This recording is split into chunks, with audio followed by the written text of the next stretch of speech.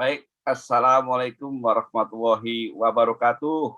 Waalaikumsalam Waalaikumsalam warahmatullahi warahmatullahi wabarakatuh. wabarakatuh. Ya, salam sejahtera, salam sehat, salam bahagia untuk kita semua.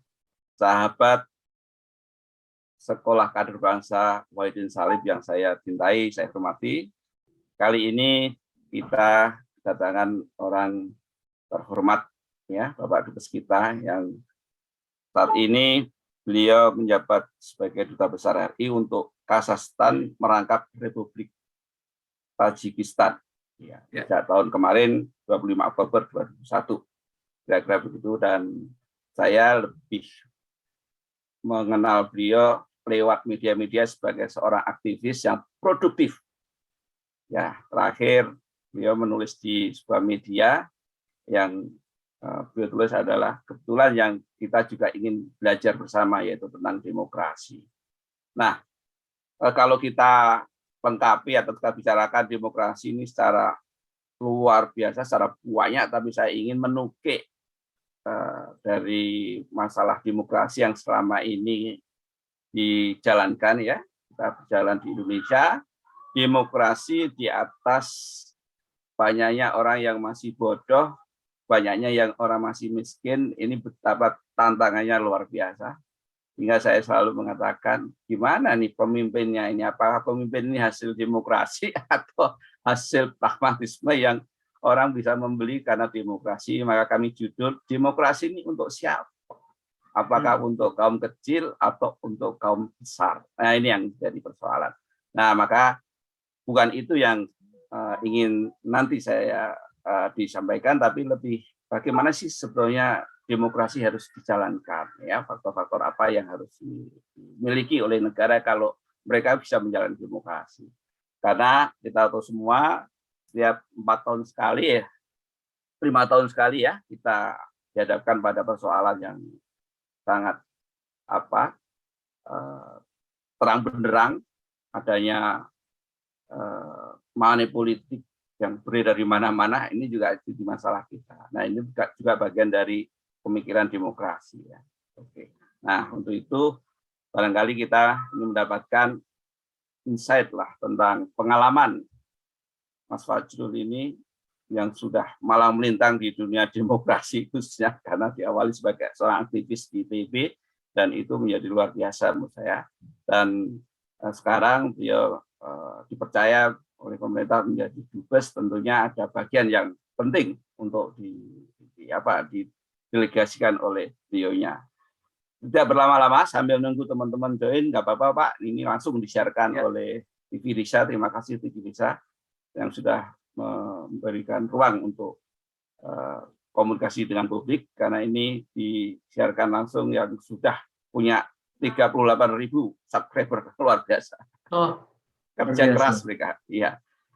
Baik, saya kira itu komentar atau pengantar dari saya, Mas Fajrul. Dari monggo dengan sampaikan apa yang kira-kira bisa disampaikan ke kami. Kami belajar bersama untuk bagaimana memahami demokrasi dan apa tantangannya berjalannya demokrasi di Indonesia. Waktu dan layar kami serahkan kepada Mas Fajrul. Terima kasih Mas Kus, terima kasih juga Ibu Bapak semua yang hadir pada sore ini. Kami sekarang di Kazakhstan, Nur Sultan, ibu kota Kazakhstan, ibu kota baru ini. Kota baru pindah ke sini tahun 98. Di belakang saya ini latar belakangnya adalah istana ini. Oh, istana baru. Mereka baru pindah tahun 98, terus kemudian tahun 2022 berarti sudah hampir 22 tahun. Ini sudah menjadi ibu kota internasional. Nah, ini juga menarik untuk dipelajari sebenarnya, mirip dengan ibu kota Nusantara ini.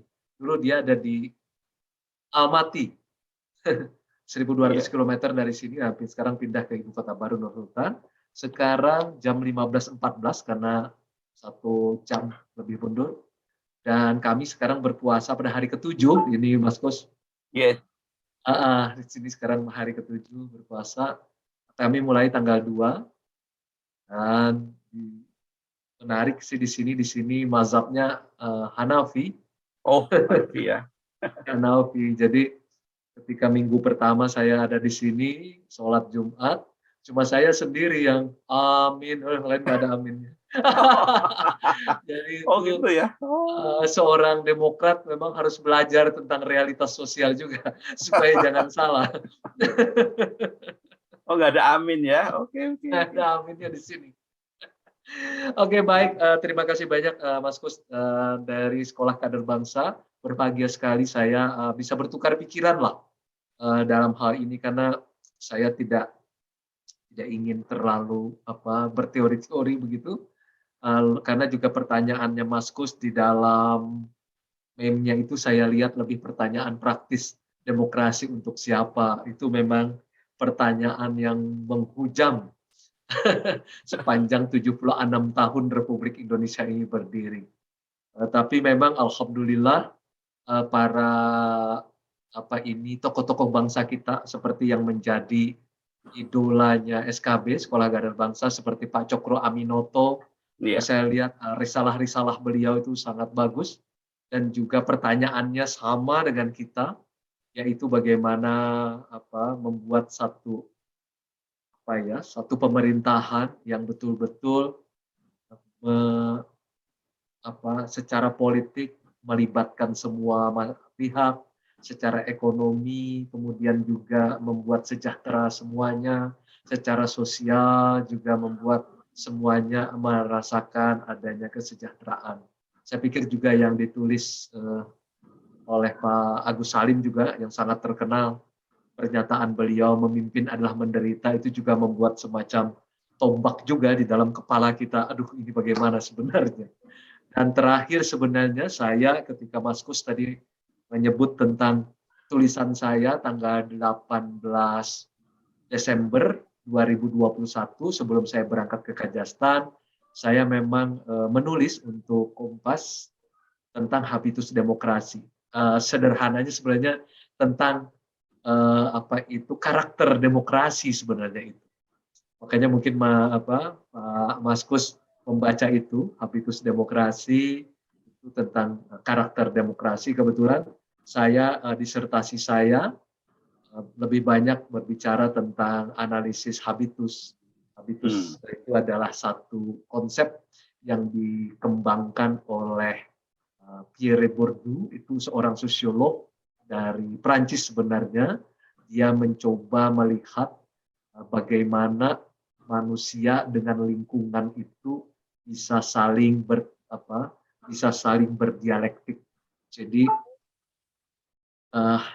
yang kedua, kemudian saya meneruskan tulisan itu baru beberapa hari yang lalu, tanggal 18 Maret di Kompas juga, dengan judul Di Bawah Bendera Demokrasi.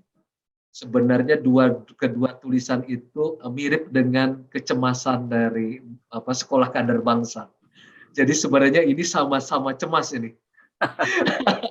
Dan alhamdulillah mereka-mereka yang biasanya punya satu pikiran atau keprihatinan yang sama itu biasanya oleh Allah suka dipertemukan. Ya, betul, betul. Biasanya seperti itu. Jadi semacam satu frekuensi. Jadi alhamdulillah dari dua tulisan itu ternyata saya bisa bertemu dengan Mas Kus dan teman-teman dari Sekolah Kader Bangsa. Dua tulisan itu sebenarnya tidak menjawab persoalan, lebih banyak bertanya juga sebenarnya. Bagaimana cara menyelesaikan problem demokrasi di Republik ini? Jadi itu yang menjadi persoalan juga. Di dalam di bawah bendera demokrasi, saya mengambil judulnya itu mengambil buku Soekarno, Di Bawah Bendera Revolusi. Saya ganti Di Bawah Bendera Demokrasi tanggal 18 Maret di Kompas itu. Saya banyak sekali mengambil gaya berpikirnya Bung Hatta. Dr. Andes Muhammad Hatta, proklamator kita, wakil presiden kita, dari buku Demokrasi Kita sebenarnya. Dari buku Demokrasi Kita, itu adalah buku yang menurut saya risalah kecil tipis sekali, tetapi isinya luar biasa. Beliau mempertanyakan praktik demokrasi di masa demokrasi terpimpin. Dan yang memuat tulisan itu adalah Buya Hamka di dalam Panji Masyarakat. Dan akibatnya Buya Hamka harus ditahan pada masa demokrasi terpimpin. Nah, buku itu demokrasi kita kemudian menjadi basis untuk tulisan saya di terakhir 18 Maret 2022 di Kompas. Pertanyaan-pertanyaan beliau itu menjadi pertanyaan-pertanyaan saya dan juga pertanyaannya Mas Kus dan teman-teman semua. Karena gagasan Bung Hatta ini kan, dan seperti juga Pak Cokro, seperti juga Pak Agus Salim, itu pertanyaannya hampir mirip dengan pertanyaan kita hari ini. Untuk apa demokrasi? Dan kalau Bung Hatta di dalam risalah-risalah beliau sebelumnya, misalnya apa yang di awal tentang, jadi kalau Bung Tan Malaka kan ke arah Republik Indonesia ya, Narda Republik Indonesia. Kemudian kalau Bung Hatta menulis di awal hampir mirip-mirip juga tentang Indonesia, dan beliau tetap setia dengan gagasan bahwa demokrasi itu berarti 3 hal. Demokrasi politik, demokrasi ekonomi, dan berarti demokrasi sosial. Kemudian juga Bung Karno di bawah bendera revolusi sama itu memahami demokrasi. Demokrasi politik, demokrasi ekonomi, dan demokrasi sosial. Agus Salim dan kemudian Pak Cokro, bukunya yang bagus, saya senang sekali waktu itu, tentang sosialisme dan Islam, itu juga mempertanyakan hal tersebut. Bahwa kalau cuma demokrasi politik, tidak ada demokrasi ekonomi, tidak ada demokrasi sosial, maka kita tidak perlu menjalankan demokrasi. Bung Hatta dan para pemikir-pemikir, para bapak, ibu, dan bapak bangsa kita sebelumnya membedakan antara demokrasi yang mereka sebut sebagai demokrasi liberal, hasil dari revolusi Prancis, yang menurut Bung Hatta hanya menguntungkan sekelompok orang dan merugikan kelompok yang lain, dan mereka kemudian membuat antitesa yang mereka sebut sebagai demokrasi sosial, demokrasi yang mempertimbangkan tentang daulat rakyat. Jadi kalau Bung Karno punya majalah namanya Pikiran Rakyat. Kalau Bung Hatta dan Bung Syahrir itu memiliki namanya Daulat Rakyat. Jadi buat Bung Hatta, Bung Syahrir, kata kunci dari demokrasi adalah daulat rakyat. Daulat rakyat di bidang politik, daulat rakyat di bidang ekonomi, dan daulat rakyat di bidang sosial. Di titik itu saya berdiri sebenarnya. Dan di titik itu pula saya menjadi aktivis mahasiswa ketika di ITB. Saya belajar kimia, tetapi kami memiliki namanya Perkumpulan Studi Ilmu Kemasyarakatan. Dulu di sana ada Rizal Ramli juga, ada Wimar Witular, ada Sarwono Kusuma Atmaja. Jadi kemudian ada Profesor Iskandar Ali Sahbana. Jadi semua guru-guru besar, sebagian besar waktu itu di ITB, saya kebetulan pernah menjadi presiden Perkumpulan Studi Ilmu Kemasyarakatan. Kami mencoba belajar ilmu-ilmu sosial melalui Perkumpulan Studi Ilmu Kemasyarakatan, karena kami tiap hari hanya belajar sains dan teknologi, ilmu yang sangat kering dan sepi itu. Sementara ilmu sosial itu riuh rendah, seperti itu. Nah, di sanalah saya belajar tentang buku-buku Bung Karno, buku-buku Bung Hatta, Bung Syahrir, Bung Cokro, Bung Agus Salim, Bung Tan Malaka, bung kita yang besar-besar tersebut yang memberikan gagasan mengenai Republik Indonesia. Kesimpulan saya sebenarnya hampir sampai hari ini mungkin masih sama, Mas Kus dan teman-teman semua. Kesimpulan saya bahwa demokrasi itu menurut mereka merupakan antitesa dari demokrasi liberal, demokrasi kapitalistik. Karena biasanya yang liberal kan masuk dalam lingkungan kapitalistik. Nah, mereka mendorong ke arah demokrasi sosial. Nah, kemudian oleh karena itu makanya Pak Cokro menulis tentang sosialisme dan Islam. Kemudian Bung Hatta menulis banyak buku tetapi bersandar kepada demokrasi sosial di Skandinavia, negara-negara Skandinavia seperti Swedia, Selandia dan yang lain-lain, dan Bung Hatta menemukan untuk mencapai keadilan sosial dan keadilan ekonomi yaitu melalui koperasi. Nah, itu tumbuh di negara-negara demokrasi sosial di daerah Skandinavia. Makanya kalau kita melihat sekarang ini kalau ada beragam indeks kesejahteraan sosial, indeks kesejahteraan ekonomi, indeks kebahagiaan, itu indeks anti korupsi, itu semuanya umumnya berada di negara-negara Skandinavia, Swedia dan yang lain-lain yang sangat dikagumi oleh para bapak dan ibu bangsa kita.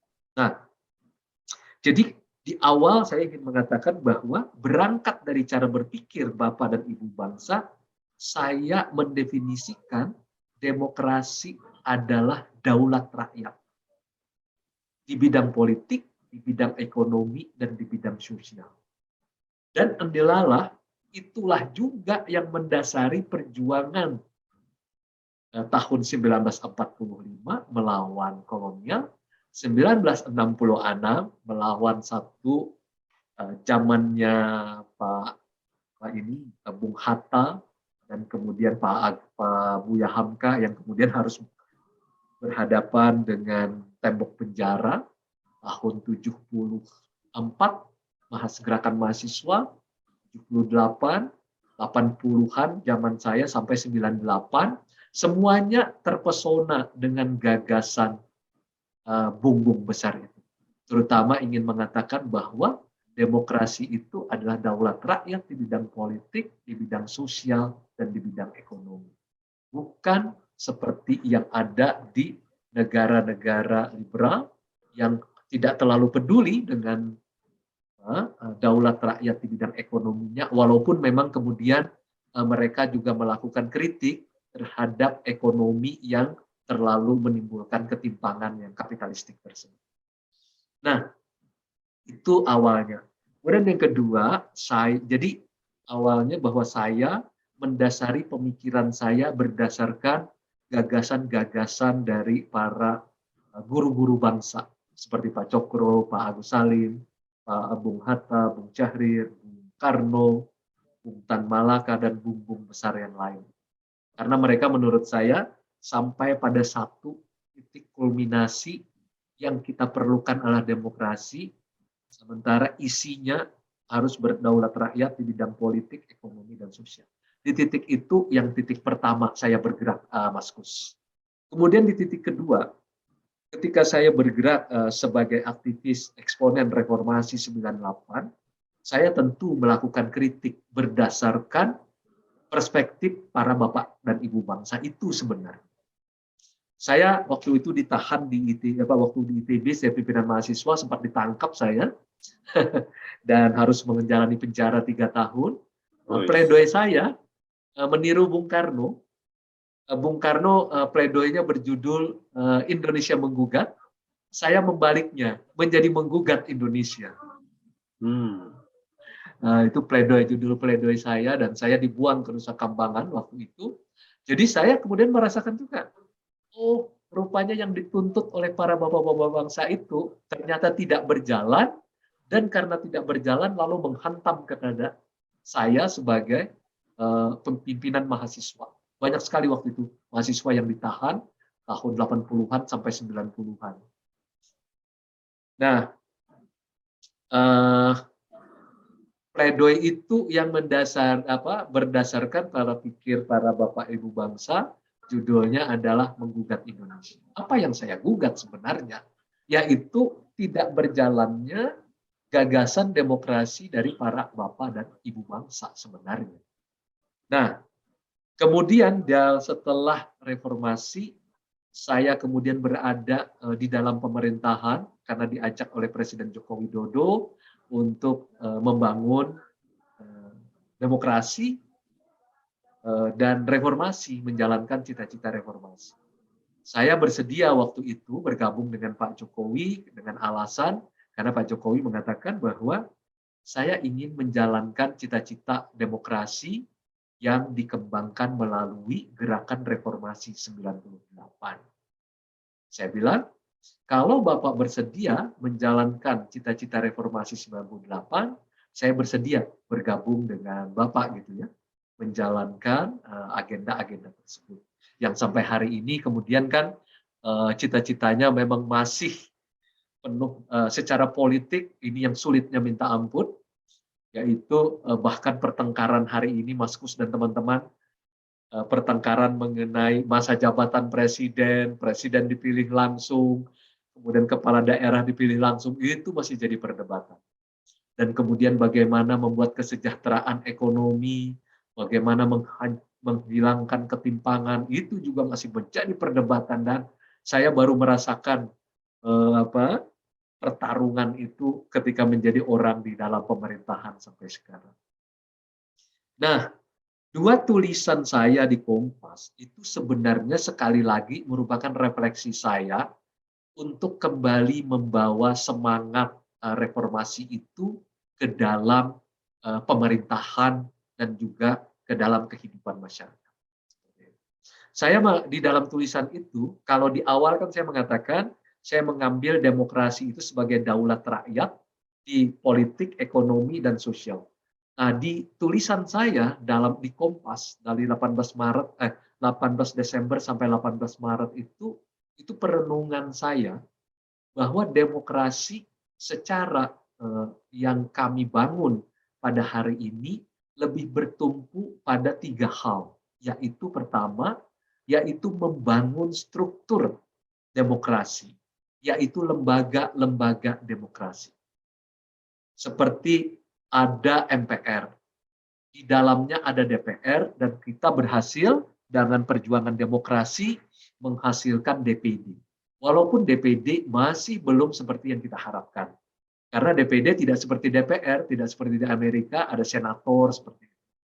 Nah, ini yang sedang kita upayakan. Kemudian kita membentuk Mahkamah Konstitusi, misalnya. Dan kemudian banyak sekali ada kemudian komisi yudisial dan yang lain-lain. Itu adalah struktur demokrasi yang ingin kita bentuk pada saat sekarang ini, pasca reformasi. 22 tahun.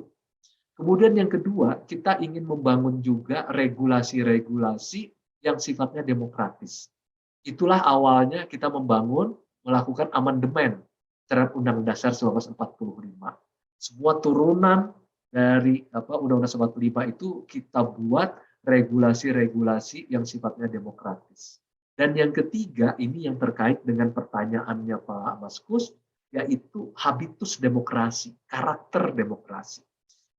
Jadi kalau lihat perpindahan berpikir saya di awal, itu seperti para bapak dan ibu bangsa, itu lebih ke arah pertanyaan bagaimana membentuk daulat rakyat di politik, ekonomi, dan sosial, sementara pergerakan pemikiran saya sekarang, di mana demokrasi itu adalah keharusan untuk membangun struktur demokrasi, yaitu lembaga-lembaga demokrasi, kemudian yang kedua, substansi demokrasi atau regulasi-regulasi demokrasi, dan yang ketiga adalah membangun karakter demokrasi atau habitus demokrasi.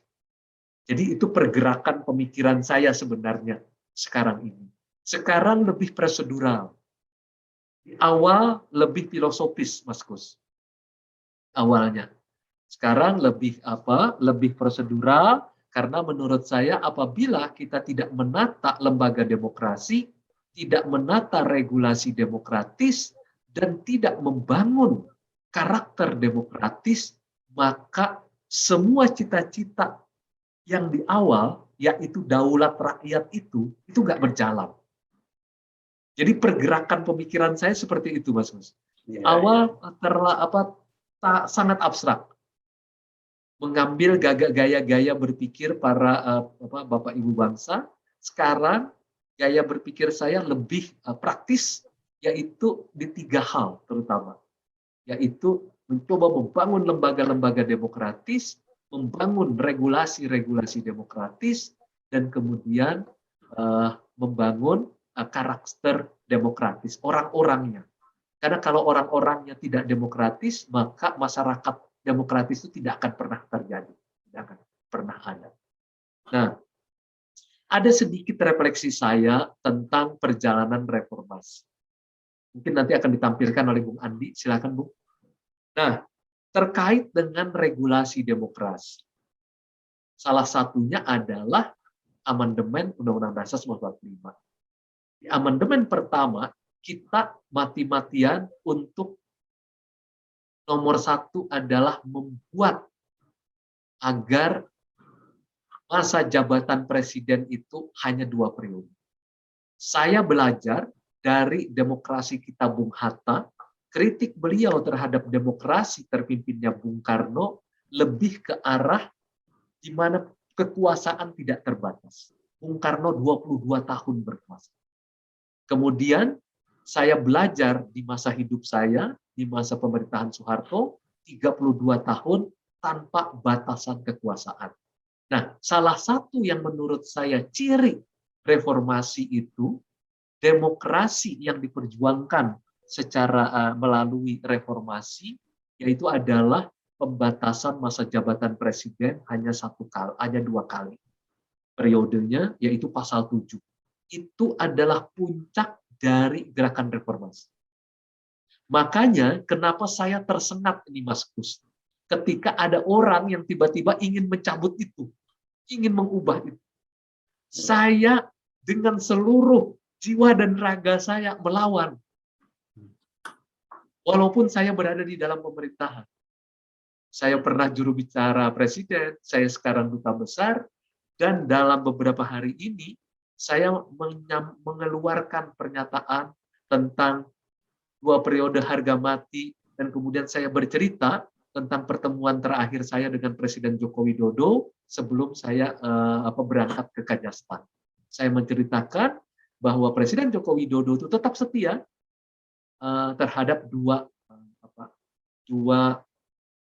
periode tersebut.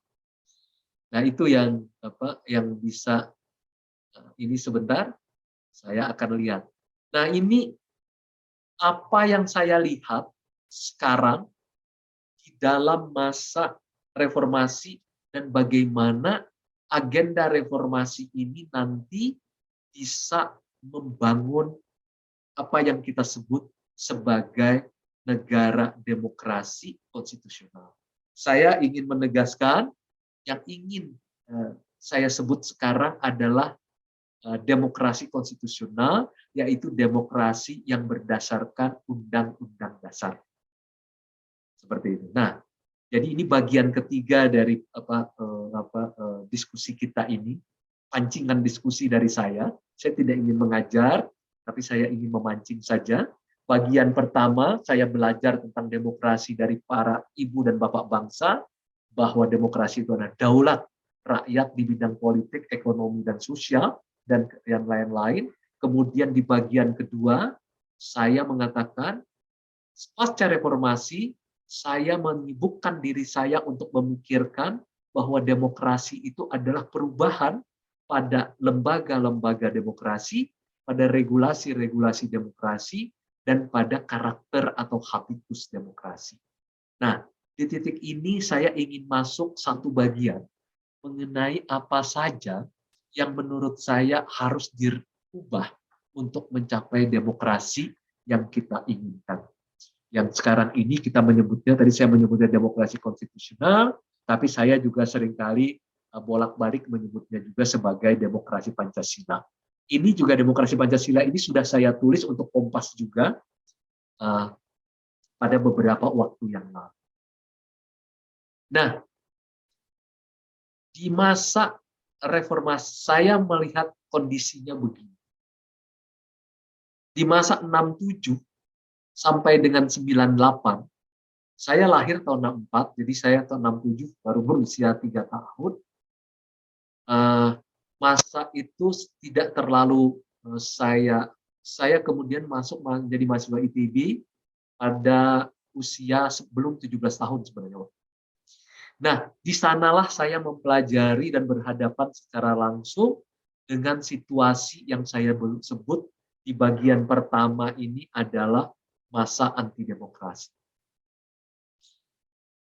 Di masa itu, saya mencoba membuka 5 arena. Saya ingin melihat demokrasi di 5 arena, yaitu di masyarakat politik, ini partai-partai politik.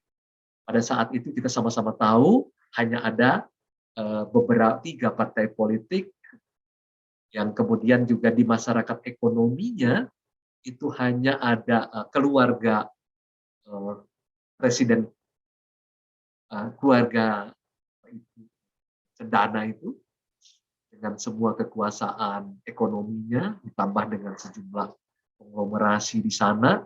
Kemudian masyarakat sipilnya juga tidak seperti sekarang. Dulu yang namanya dewan semua organisasi masyarakat kan di bawah kontrol satu kekuasaan yang Orde Baru. Bahkan yang namanya organisasi mahasiswa, bahkan yang namanya pramuka, bahkan yang namanya Dharma Wanita, itu semuanya di bawah kontrol. Kemudian aparatus negara tentu harus tunduk ke dalam negara Orde Baru, dan hukum tentu patuh kepada keinginan penguasa pada waktu itu. Dan ideologi Pancasila, waktu itu memang tetap memakai Pancasila, tapi dijalankan secara indoktrinatif. Salah satunya di masa saya masih di IPB, kami mengalami yang disebut dengan penataran P4. Nah, itu juga menjadi dasar dari kritik saya waktu menjadi mahasiswa di ITB. Ini Pancasila ini kan ideologi yang terbuka, tetapi diajarkan secara indoktrinatif, sehingga itu yang menjadi bagian dari kritik kami terhadap ideologi. Nah, di 67 sampai 98 ini praktis semua ideologi, kemudian arena politik, ekonomi, sipil, kemudian birokrasi, hukum, itu sebenarnya berada di dalam satu tangan, bawah pemerintahan rezim Orde Baru tersebut. Dan kita sebagian besar Maskus juga sudah menjalaninya. Apa akibatnya secara langsung? Secara politik terjadi sentralisasi politik dengan sejumlah peraturan regulasinya, dan secara ekonomi juga terjadi sentralisasi ekonomi, di dalamnya penyakit-penyakit buruk di dalam sentralisasi itu berkembang seperti polusi, korupsi, dan nepotisme. Di dalam masyarakat terjadi di mana masyarakat menjadi diam, tidak berani bersuara, mirip seperti di kuburan, sepi, sunyi sepi. Aparat negara tidak bukan aparat yang mengabdi kepada kepentingan masyarakat, tapi kepentingan pada rezim yang waktu itu. Kemudian hukum, salah satunya yang paling berat adalah terkait dengan Undang-Undang Dasar yang menyebabkan kepemimpinan nasional atau kepresidenan itu bisa sampai berlangsung 32 tahun. Nah, di tahun 98 kita bergerak dengan memakai pikiran untuk mengembangkan demokrasi, terutama yang pernah dikembangkan oleh para pemikir-pemikir bangsa kita sebelumnya, seperti yang tadi kita sebutkan, Pak Cokro, Pak Agus Salim, Pak Bung Hatta, Bung Karno, dan segala macam. Dan kita mencoba merombak ini. 98 akhirnya 21 Mei 98 itu adalah saat di mana rezim Orde Baru berhasil ditumbangkan, dan kita menuju kepada tahap kedua, yaitu transisi dan konsolidasi demokrasi. Panjang sekali sampai hari ini, 2022, ini terjadi beragam masalah. Di dalam ideologi, kita seolah-olah menganggap Pancasila itu sudah selesai. Akibatnya, banyak sekali ideologi-ideologi baru yang masih termasuk ideologi-ideologi transnasional yang ingin menggantikan NKRI, Merah Putih, Pancasila, semuanya pengen dirombak dan diganti dengan ideologi-ideologi baru dari luar. Nah, kemudian pada waktu itu saya menulis untuk Kompas, yaitu tentang demokrasi Pancasila, dan berdiskusi dengan Pak Jokowi. Salah satunya akhirnya kita, Pak Jokowi dan kemudian banyak para petinggi Republik yang lain bersetuju untuk membentuk yang namanya Unit Kerja Presiden untuk pemantapan ideologi Pancasila, yang kemudian berubah menjadi BPIP. Ini sebenarnya untuk mengakhiri pertengkaran-pertengkaran ideologis yang sebenarnya sudah selesai di tahun 45 bahwa kita memegang ideologi Pancasila. Masyarakat politiknya akhirnya kita mempunyai banyak sekali partai, bukan hanya 48, sekarang saya lihat sudah 50 atau berapa yang akan mengajukan diri untuk diperiksa oleh KPU. Ekonomi sudah mulai berubah. Tidak lagi terpusat pada satu keluarga tertentu seperti di masa lalu, akan tetapi ketimpangannya ini yang masih menjadi problem. Ini Pak Presiden Joko Widodo mati-matian ingin merombak sistem ekonomi. Contohnya begini, piramida ekonomi Indonesia itu hanya sekitar 1% yang dikuasai oleh unit bisnis besar. 99% dari piramida itu masih dikuasai oleh UMKM. Jadi UMKM kita itu menguasai 99% dari unit-unit usaha yang ada di Indonesia. Hanya 1% unit usaha besar. Tetapi masih menyedihkan, 97% orang bekerja di sektor UMKM.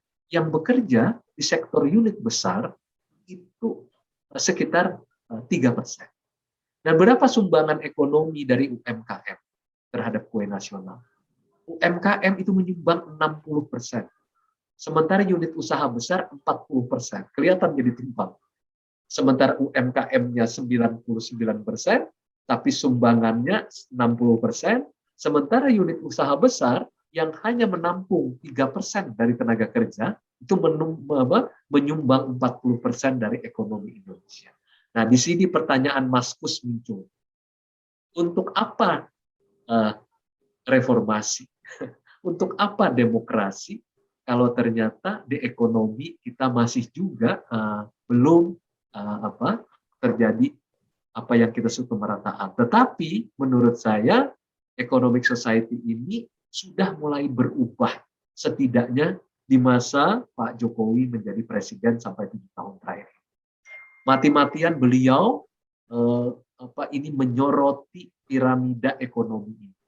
Termasuk salah satunya beliau menyoroti tentang ketimpangan antar wilayah, yaitu Pulau Jawa 60% kue ekonomi, Pulau Sumatera 20% kue ekonomi. Ini Mas Andi, kenapa menghilang screen-nya?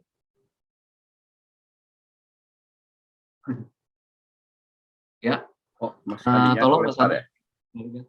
Nah, Pulau Sumatera masih 20%, Kalimantan 8,5%, Sulawesi 6% sumbangan ekonomi nasionalnya, Maluku dan Papua sekitar 3-4%.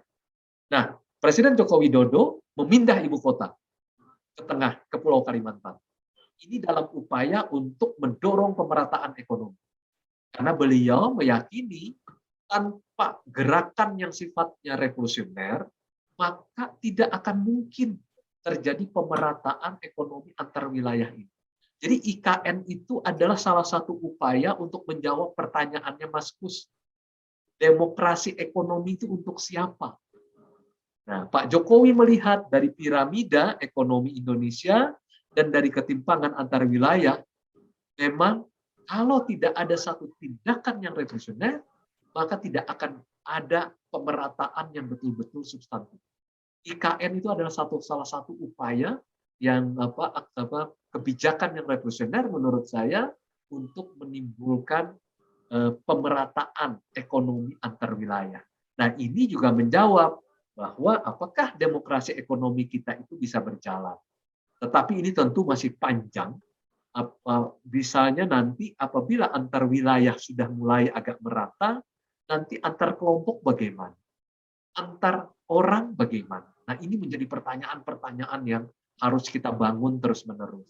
Nah, di titik ini saya mengatakan bahwa upaya untuk terus-menerus seperti ini dengan jalan kita merombak, membuat lembaga-lembaga terus-menerus yang lebih demokratis, regulasi yang terus-menerus lebih demokratis. Regulasi IKN itu adalah usaha untuk mencapai apa yang saya sebut sebagai regulasi demokratis. Jadi undang-undang IKN itu adalah upaya mencapai regulasi yang demokratis.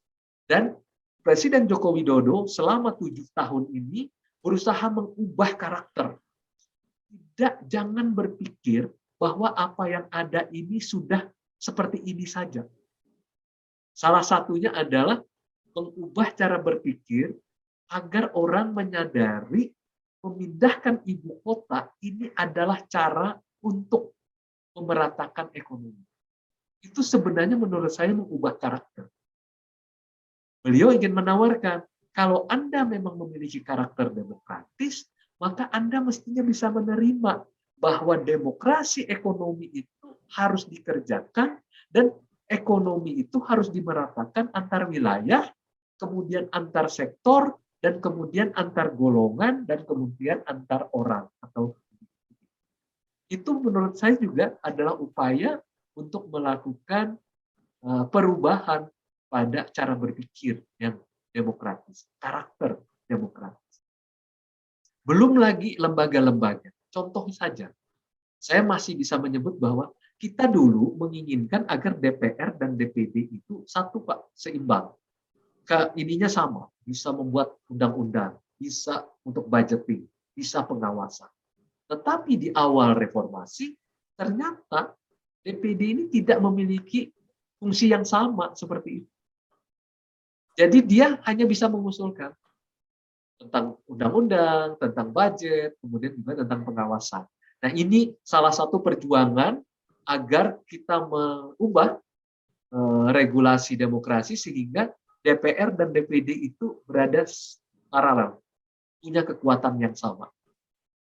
Nah, ini yang masih belum. Nah, ini artinya saya ingin mendorong agar regulasi demokratis tentang DPD ini akan terus bisa berjalan. Yang kedua, yang saya juga perjuangkan mati-matian, agar presiden itu bukan hanya dari partai politik, tapi juga dari independen, perseorangan. Saya berjuang di Mahkamah Konstitusi, tapi mungkin Allah belum memberikan kesempatan, kalah 5-3. Kalah 5-3, jadi akhirnya capres independen belum bisa masuk. Tetapi yang berhasil adalah kepala daerah, yaitu bupati, wali kota, dan gubernur boleh independen. Dan itu kami menangkan di Mahkamah Konstitusi.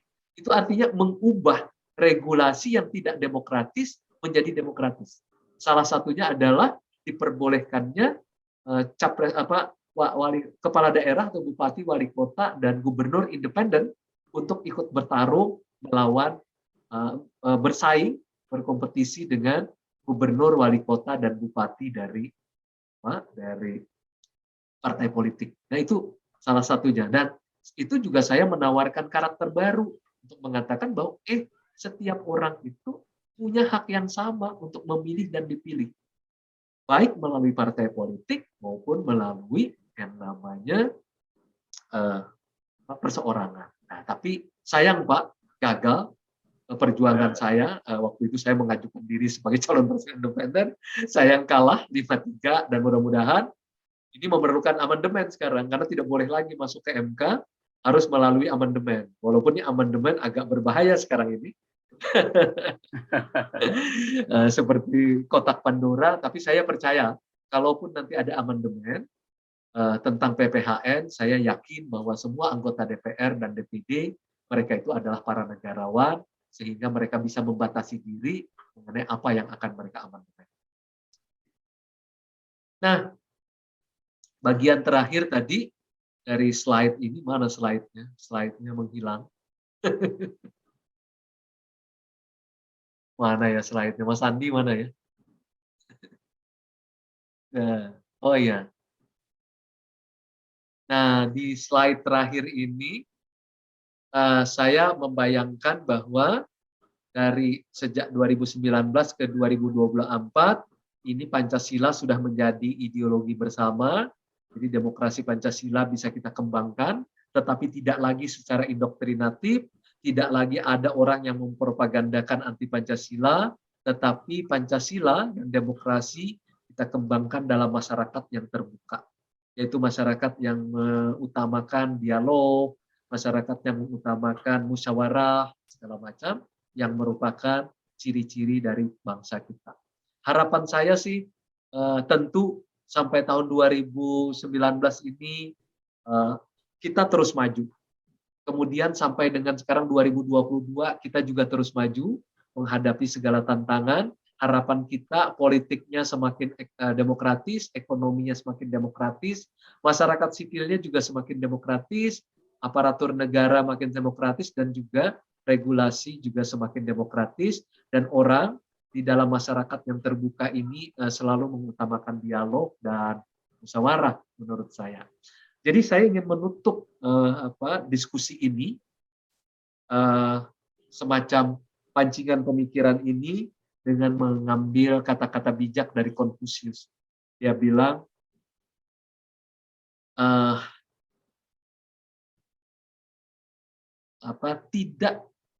tidak masalah kalau kita berjalan pelan, asalkan kita tidak berhenti.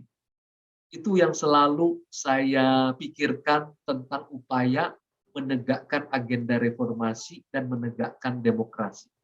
Yaitu kata-kata bijak dari Konfusius itu. Yang penting terus berjalan. Yang penting terus berjalan, jangan sampai berhenti. Itu yang disampaikan oleh Konfusius. It doesn't matter, dia bilang slowly, but you don't stop. Jadi, itu mungkin bahasanya bahasa Jawa, pepatah Jawa, alon-alon asal kelakon. Gitu. Saya pikir gitu, karena memang pada akhirnya tidak mudah, tetapi yang penting menurut saya prinsip tentang demokrasi harus terus dipertahankan. Jangan sampai kita mengubah lagi, misalnya sudah 2 periode, tiba-tiba ingin lagi diubah menjadi 3 periode atau tanpa periode. Itu artinya setback ke belakang. Karena perjalanan sejarah dari 67 sampai 98 itu 32 tahun kepemimpinan kepresidenan tanpa batasan. Dan kalau kita ke belakang sedikit, ke Bung Karno 22 tahun juga tanpa pembatasan. Jadi belajar dari sejarah ini, kita tidak boleh lagi mengulangi lalu ingin balik lagi ke belakang. Itu namanya setback. Ada yang termasuk misalnya Amerika, dia sering sekali melakukan amandemen terhadap undang-undang dasarnya mereka, misalnya salah satunya tentang anti perbudakan. Tetapi tidak pernah tuh orang Amerika bilang, udahlah, karena sekarang mahal segala biaya, pakai mesin dan segala macam. Kita pakai budak saja, mari kita kembali ke zaman perbudakan. Ya nggak boleh. Itu namanya kembali ke belakang. Itu namanya setback. Kalau kita mengubah 2 periode, makanya saya mengatakan 2 periode harga mati itu karena dari perjalanan historis 32 tahun kepemimpinan Orde Baru tanpa penggantian presiden dan 22 tahun kepemimpinan di masa Orde Lama juga tanpa penggantian presiden. Nah, di transisi dan konsolidasi demokrasi sebagai puncak dari perjuangan reformasi adalah presiden hanya 2 periode. Dan ini saya berharap tentu akan diperjuangkan sampai nanti seperti itu. Karena itulah demokrasi politik yang kita inginkan. Saya pikir itu, Pak Maskus, cukup panjang saya. Mudah-mudahan saya tidak terlalu kesana kemari, tapi intinya adalah di tahap pertama pembicaraan saya belajar demokrasi dari para bapak dan ibu bangsa, di mana demokrasi itu berarti daulat rakyat di bidang politik, ekonomi, dan sosial, dan yang lain-lain. Kemudian di tahap kedua, di masa reformasi, saya belajar bahwa demokrasi itu berarti demokratisasi, struktur demokrasi, kemudian regulasi demokrasi, dan karakter demokrasi.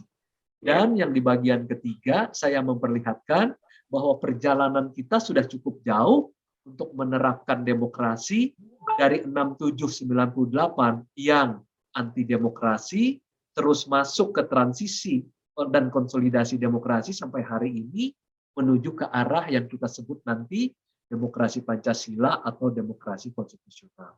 Saya pikir itu 3 tahap berpikir saya yang saya tawarkan untuk didiskusikan. Terima kasih. Wassalamualaikum warahmatullahi wabarakatuh. Waalaikumsalam warahmatullahi wabarakatuh. Wah, saya dapat pencerahan yang luar biasa nih, mendalam lah. Kalau begini kan rasanya nggak was-was gitu ya. Tadi ada kalimat yang menarik gitu. Amandemen ini bisa menjadi apa, was-was ketika gitu ya. Ketikanya ini belum tercapai. Oke, nanti kita telusuri lagi nih. Teman-teman, ini saya kira ya, kita tadi kalau seorang pembelajar tulen ini kelihatan ya, Mas Fajrul ini sangat menguasai di bidang politik dan apa ketatanegaraan, saya kira gitu ya. Jadi sehingga apa yang tadi diharapkan dalam pemikiran beliau bahwa ke depan lembaga-lembaga ini harus memiliki apa, dalam pergerakannya harus demokratis, kemudian regulasi yang demokratis. Yang menarik tadi karakter manusianya juga demokratis. Inilah PR SKB sebetulnya. Bagaimana membangun orang-orang ini berjiwa demokratis, karena kami juga melihat ada orang yang dia seorang pemimpin perusahaan besar gitu, seorang pemimpin perusahaan kecil menengah gitu ya. Dia demokrasi ketika di kantor, begitu dia di rumah nggak demokrasi. main berantem sama kanan kiri gitu ya. Akhirnya saya lihat, waduh, tapi tulisannya demokratis loh. Ini kadang-kadang menarik. Jadi karakter demokrasi ini perlu kita kembangkan terus ya. Teman-teman, pemikiran Mas Fajrul tadi tentang demokrasi ini menarik ya untuk kita telah lebih lanjut ya tentang bagaimana tadi tetap Mas Fajrul mengatakan juga bertanya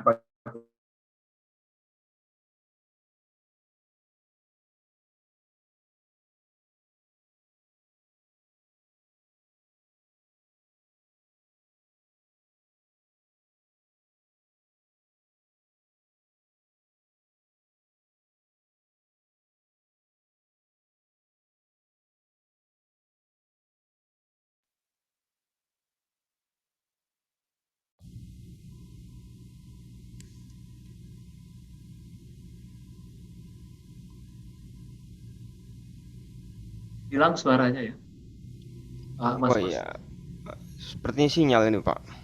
Oh iya.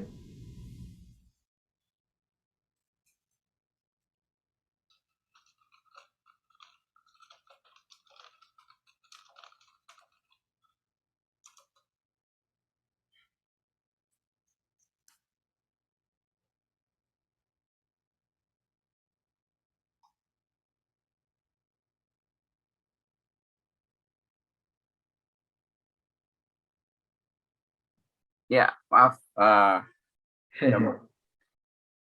Oke. Itulah kira-kira tadi ya saya sampaikan teman-teman, bahwa apa yang disampaikan beliau tadi yang terakhir tentang statement dari siapa tadi Pak, tidak masalah kalau kita berjalan pelan, yang penting terus berjalan. Ini juga yang kami jalani juga, Mas. SKB ini juga harus terus berjalan, karena bercerita atau membangun karakter itu tidak mudah, tapi saya yakin akan dipertemukan suatu saat bahwa negara ini akan memiliki bangsa yang berkarakter. Ini persoalan yang utama. Baik, saya tidak panjang kata. Ada Bang Imam, ada Bang Abu. Silakan, Bung Abu. Silakan duluan, Bang Abu. Tanyaan. Masih mute, masih di mute.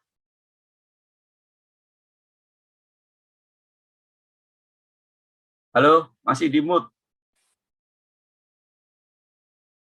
Oke, Pak Imam. Sudah. Oke. Bismillahirrahmanirrahim. Assalamualaikum warahmatullahi wabarakatuh. Waalaikumsalam. Pak Dubes yang terhormat, Republik ini pernah dipegang oleh, katakanlah ya, dari ITB, dari kampusnya Antum. Yang kedua dari IPB, sekarang dari Gajah Mada. Nanti kembali lagi ke ITB, adalah Antum, Bapak Dubes. Bapak Dubes itu bukannya gagal, tapi lagi diproses sama Tuhan. Sabar aja Pak Dubes. Apa yang Pak Dubes perjuangkan itu bukan gagal, lagi diproses sama Tuhan. Katanya tadi pesannya sabar sebentar, saya terima SMS-nya dari Tuhan seperti itu, harus sabar. Pertanyaan saya dua, Pak Dubes. Pak Dubes ini kan pernah mengalami di dua panggung, bukan pernah. Pertama panggung aktivis, saya ngikutin, saya kadernya Pak Deliar Nur. Jadi antum sama-sama tahu ya. Jam Pak Deliar Nur juga salah satu yang memperjuangkan. Sekretarisnya Bung Hatta, ya. Iya, saya di situ nyangkutnya. Saya mengidolakan Bung Hatta juga gitu. Pak Dubung mahasiswa lah ya, sehingga masuk pesantren 3 tahun bersama teman-teman yang lain kan. Yang sekarang berada di panggung kekuasaan. Mudah-mudahan jadi bisa mengalami dua tempat, Pak. Pertanyaan saya, tanpa menyebut orang, kriteria apa untuk presiden mendatang? Kriteria apa untuk presiden mendatang? Kriterianya, bukan orangnya. Itu satu. Yang kedua, Republik ini bisa baik dari dua arah, Pak. Dari arah rakyatnya baik, insya Allah kita punya presiden baik. Bisa juga dari arah atas, Pak, presidennya baik, rakyatnya baik. Nah, pertanyaannya adalah bagaimana Pak Dubes mengolah supaya bisa dua arah nih, rakyatnya baik, presidennya baik, jadi semuanya serba baik. Itu saja pertanyaannya, 2 pertanyaan. Terima kasih, selamat puasa Pak Dubes. Terima kasih banyak Abu Ali. Langsung ya? Jadi pertanyaannya langsung aja, ini nanti langsung aja ya. sini Pak Imam Pak Abu Ali, saya senang sekali ternyata Bapak dekat dengan Pak Deliar Nur dan saya mengagumi beliau, termasuk karena beliau juga adalah sekretaris Bung Hatta yang saya kagumi seperti itu. Jadi apa yang kemudian menurut saya menjadi kriteria ya? Ya kriterianya tentu dia harus kriteria dari presiden sekarang ini tentu seperti sumpah presiden itu, dia setia kepada Pancasila, setia kepada Undang-Undang Dasar 45 dan melaksanakan semua peraturan perundang-undangan yang dengan sebaik-baiknya kan, seperti apalagi menjadi presiden kan harus disumpah pakai Al-Quran. Saya saja menjadi dubes disumpahnya pakai Al-Quran juga. Sama juga.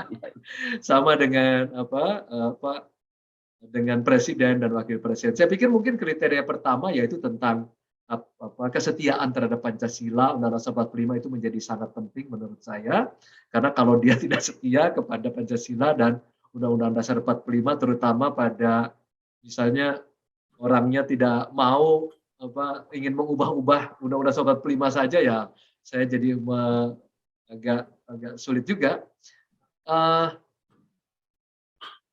Yang lain tentu persyaratan yang lain tentu ya sekarang ini lebih banyak prosedural Pak Abu Ali, persyaratannya harus memiliki partai, harus partainya sebesar ini, presidensial threshold.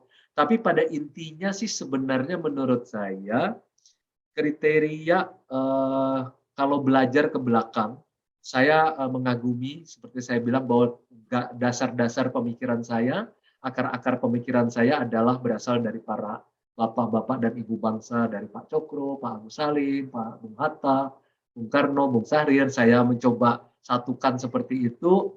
Saya menganggap bahwa apa yang menjadi basis pemikiran mereka yang dikulminasikan di dalam Pancasila salah satunya tentu itu yang menjadi dasar utama dari pemimpin politik pada hari ini. Kemudian yang lainnya tentu karakter ya, karakter demokratis. Kalau sebenarnya karakter ini kan kalau dalam bahasa agama kita kan akhlak ya. Iya. Betul ya Mas Kus ya. Sebenarnya akhlak demokratis gitu. Akhlak kalau kita akhlak sebagai seorang muslim, akhlaknya seperti ini. Makanya kan Nabi Muhammad mengatakan bahwa beliau datang itu kan untuk menyempurnakan akhlak juga. Tapi alhamdulillah di Indonesia tidak ada pertentangan antara agama dengan demokrasi. Kemudian agama dengan Pancasila juga tidak ada pertentangan karena semua prinsip-prinsip yang ada di dalam agama itu menjadi menjadi bagian yang Bung Karno menyebutnya sebagai prinsip-prinsip utama kita. Saya tidak akan menyebut kriteria secara langsung yang berkaitan dengan orang ini, Pak Abu. Saya mengatakan, oke, mereka setia pada Pancasila, Undang-Undang 45, setia kepada Merah Putih, setia kepada NKRI, begitu, dan kemudian tetap mempertahankan kebinekaan. Apabila 5 pilar itu tidak dia terima, maka menurut saya dia berada di luar kriteria menjadi pemimpin di Republik ini. Seperti itu. Oke. Nah, Das, kemudian, saya kira. Cukup ya, Pak Abu ya. Oke. Ini biar ada pertanyaan lagi karena ini seru nih. Hubungan bisa tatap muka dengan Mas Tasrul. Oke, sepakat sekali bahwa harus mencintai Pancasila dan Undang-Undang Dasar 45 ya. Kalau enggak ya merepotkan kita semua nanti. Ya. Baik, Mas Imam, silakan Mas Imam. Oke, makasih Pak Kus. Assalamualaikum warahmatullahi wabarakatuh. Waalaikumsalam. Selamat sore Pak Dubes. selamat sore, Pak Dubes ini termasuk saya dulu ngefans sama Bapak nih dulu nih. Alhamdulillah. Saya mahasiswa sering baca buku-buku Bapak nih, terutama tulisan Bapak ketika di penjara itu ya. Ya, saya kira Pak Dubes ini adalah profil yang lengkap ya, lengkap sekali. Beliau mengawali karir sebagai seorang aktivis intelektual, beliau menulis, beliau banyak berinteraksi dengan mahasiswa, memikirkan bangsanya, lalu beliau suka protes, gitu kan? Protes dan ujung-ujung protes adalah penjara, ya. Jalan beliau ini persis seperti Bung Karno kan, akhirnya beliau masuk ke eksekutif menjadi jubir dan hari ini menjadi dubes. Jadi yang dan belum protes lagi. Kenapa?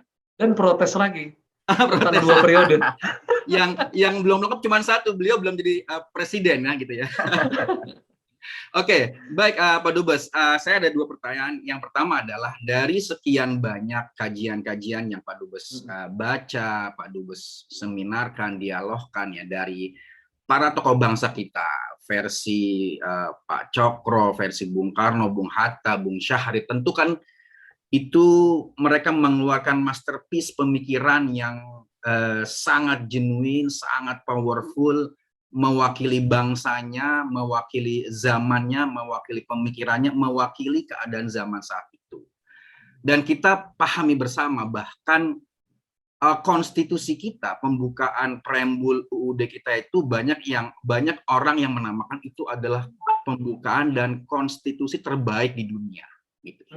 Nah, pertanyaannya adalah setelah kita 76 tahun merdeka, apa sebenarnya yang menurut Pak Dubes yang menjadi otokritik poin utama dari kenapa kita setelah menjalani 75 tahun ini dengan segala macam trial and error, ya, segala macam percobaan-percobaan demokrasi, Pancasila, ekonomi, terpimpin, liberal, apa sebenarnya yang menjadi kesalahan utama kita sehingga kita belum bisa mencapai apa yang dicita-citakan oleh para pendiri bangsa dan tentu kita semua. Itu yang pertama Pak Dubes. Yang kedua adalah dari kajian Pak Dubes, menurut saya Pak Dubes meninggalkan satu hal yang penting pada saat ini, yaitu adalah munculnya kaum oligarki. Ya, oligarki. Kita paham bahwa oligarki adalah sekelompok elit gitu ya. Kalau bahasa para ekonom ini adalah segelintir elit di suatu bangsa dengan kekuatan kapitalnya. Dia bisa masuk ke sendi-sendi kekuasaan, bisa masuk ke eksekutif, legislatif, yudikatif, bahkan bisa membeli sebuah partai pada tatanan pragmatismenya. Nah, ini sejauh mana nih peran oligarki, terutama di Indonesia saat ini? Nah, Pak Dubes tentu lebih paham karena Pak Dubes sudah masuk ke dalam lingkaran kekuasaan selama sekian tahun. Apakah memang benar oligarki yang selama ini menjadi wacana, narasi lah dengan istilah-istilah 9 naga lah apa itu memang benar-benar menjadi ancaman atau bahkan atau sebenarnya apa mereka ini dan apa konteksnya dalam demokrasi yang sedang kita diskusikan ini. Gitu Pak Dubes, Pak Gus. Ini luar biasa nih pertanyaan Pak Imam. Terima kasih banyak. ini sebenarnya pertanyaan-pertanyaan yang kemudian juga membuat saya selalu meriset dan menulis gitu. Termasuk tulisan terakhir di Kompas itu sebenarnya ingin menjawab pertanyaan ini. Dan juga berakhir dengan pertanyaan sebenarnya. Oke, tapi ini menarik. Tapi sebenarnya tadi dari Pak Abu saya ada satu yang kurang saya jawab, yaitu tentang panggung aktivis dan panggung istana. Kalau Pak Abu melihat saya, tadi Pak Imam mengatakan saya perjalanan hidup saya ya begitu, meneliti, menulis, demonstrasi gitu ya. Bisa dilihat sih kegiatan saya itu sejak mahasiswa juga gitu. Saya menjadi pemimpin redaksi majalah mahasiswa ITB waktu itu Ganesha.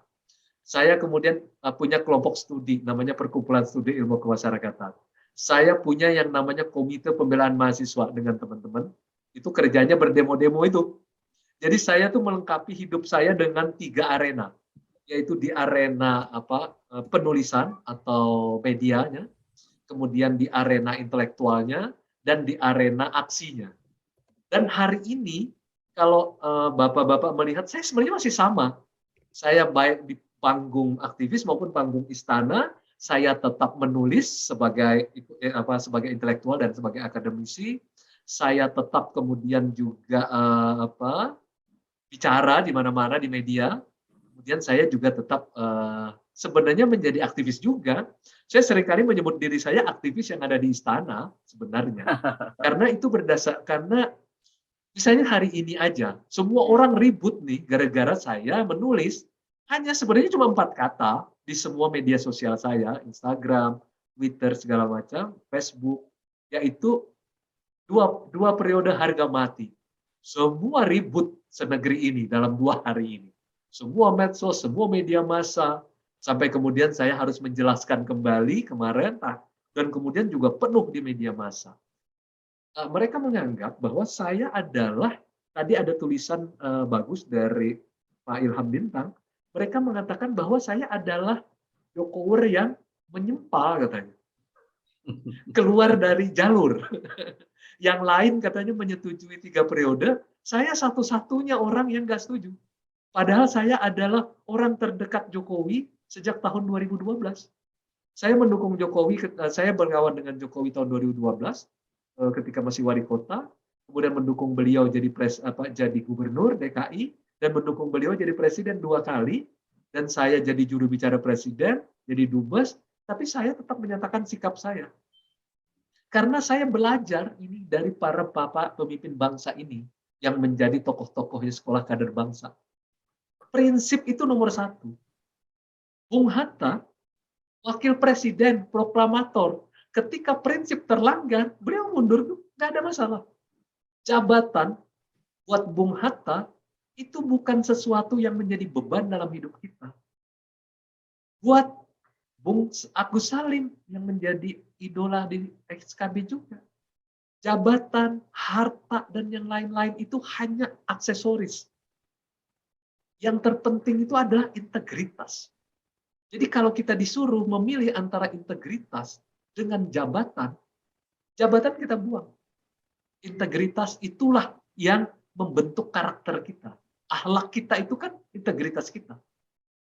Dan para pemimpin bangsa, Pak Cokro, dia meninggalkan tuh dunia di mana dia mestinya hidup senang jadi dokter. Dia dokter, dia bisa di masa itu menjadi orang yang kaya raya mungkin di masanya ya. Tapi beliau meninggalkan tuh semua kesenangan itu untuk sebuah prinsip. Dan saya tentu juga harus malu kepada Bung Hatta. Beliau jadi wakil presiden, jadi proklamator, tapi ketika prinsipnya terjaga, maka beliau menyatakan memilih prinsip atau integritasnya dibandingkan dengan semua aksesori politik, ekonomi, dan yang lain-lain. Saya pikir itulah mungkin yang menjadi benang merah dari sekolah kader bangsa, yaitu belajar tentang integritas dan bagaimana mempertahankan integritas. Kalau belajar tentang integritas mudah. Kita bisa membaca semua buku pendiri bangsa, membaca semua buku nabi-nabi. Tetapi belajar melaksanakan integritas, mengimplement itu sesuatu yang berbeda. Itu 2 hal yang berbeda.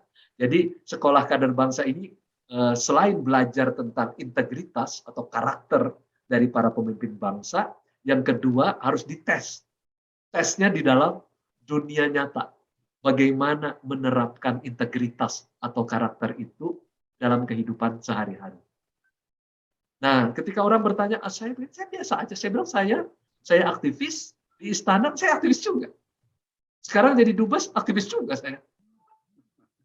Tapi tentu saya akan membedakan misalnya yang saya akan membuat pernyataan mengenai 2 periode harga mati itu sebagai eksponen reformasi 98 dan sebagai mantan juru bicara presiden. Saya menceritakan di dalam 2 hari ini bahwa saya memperjuangkan pembatasan kepemimpinan hanya 2 periode itu sejak saya masih menjadi mahasiswa di ITB dan di UI. Jadi tidak tiba-tiba saya masuk penjara, dibuang ke Nusa Kambangan untuk memperjuangkan salah satunya adalah pembatasan jabatan presiden. Karena 2 dulu kritik saya di dalam pledoi saya menggugat Indonesia itu, Bung Karno kan Indonesia menggugat, saya menggugat Indonesia, hanya ada 2 yang saya gugat sebenarnya. Satu mengenai transformasi kepemimpinan nasional, ujungnya adalah presiden hanya boleh 2 periode. Kemudian yang kedua yang saya gugat adalah transformasi struktural, yaitu ketimpangan ekonomi, sosial, budaya, dan yang lain-lain. Jadi kalau Mas Imam, kalau saya pengen kembali ke pledoi saya menggugat Indonesia, 2 masalah ini dulu, yaitu tentang transformasi kepemimpinan nasional dan yang kedua adalah transformasi struktural. Dua-duanya ini masih dan kita berhasil soal kepemimpinan nasional setidaknya membatasi masa jabatan 2 periode. Kita dapat. Cuma kepemimpinan nasional yang berkarakter seperti apa yang kita ingin dapatkan itu menjadi problem. Kita tidak punya lagi. Bung Cokro sudah ada di alam sana. Agus Salim di alam sana. Bung Karno, Bung Syahrir, Bung Tan Malaka semua sudah di atas sana. Yang mereka-mereka yang berkarakter. Kita sekarang berhadapan dengan realita dan membangun karakter dan integritas kita sebagai bangsa. Walaupun sebagai pribadi dan sebagai bangsa. Itu problem. Jadi 2 itu dulu di masa pledoi saya Mas Imam. Yaitu tentang kepemimpinan nasional dan yang kedua tentang transformasi struktural, 2 transformasi. Dan Gerakan Reformasi 98 berhasil menumbangkan Orde Baru dan mencoba membangun transformasi kepemimpinan nasional dengan 2 periode itu. Tapi kontennya belum penuh nih Mas Imam. Mesti diisi lagi. Siapa? Pertanyaan Pak Abu Ali itu tadi. Setelah 2 periode, siapa yang dengan karakter apa orang tersebut? Sebenarnya Pak Abu Ali kan pertanyaan gitu. Orang dengan karakter apa yang harus mengisi kepemimpinan nasional? Itu kan pertanyaannya. Iya, betul. Itu pertanyaannya Pak Abu Ali. Nah ini menjadi persoalan kita bersama. Saya tadi mengatakan orang yang berakhlak demokratis misalnya. Orang yang meyakini menganggap bahwa Pancasila, NKRI, kebinekaan, merah putih itu adalah sudah selesai, tapi belum selesai sih, tetap harus kita kembangkan. Nah, yang kedua transformasi struktural, ini Mas Imam tantangannya gila. Sampai hari ini nggak beres-beres. Salah satu upaya yang tentang IKN itu adalah upaya untuk menghadapi transformasi ekonomi, ketimpangan antar wilayah. Makanya Presiden Jokowi mindahin ke tengah. Tapi kita belum bisa nih mempersoalkan yang disebut oligarki tadi. Tapi oligarki ini kan bukan barang baru, Mas Imam. Robert Miso di dalam bukunya Oligarki mengatakan bahwa setiap organisasi pada akhirnya akan membentuk oligarki. Apapun organisasinya, pasti di sana akan ada 1 atau 2 orang atau beberapa orang yang akan menjadi elit dalam organisasi itu. Dan menurut Robert Miso, ini kan hukum besi. Hukum besi dalam organisasi itu adalah oligarki.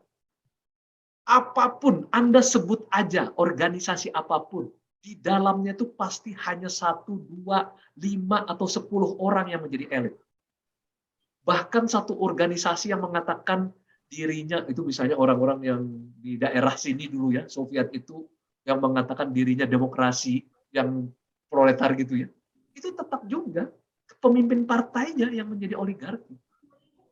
Dan di dalam kepemimpinan partai itu, yang lebih hebat itu pasti sekjennya. Ini problem.